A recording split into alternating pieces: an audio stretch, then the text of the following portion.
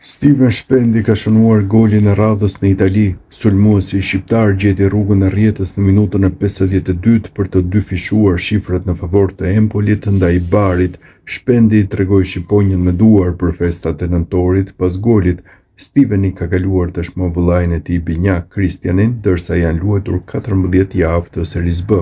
Shpendi me 6 gola ndjek Liocin që kryeson renditjen e golashënuesve me 1 më tepër.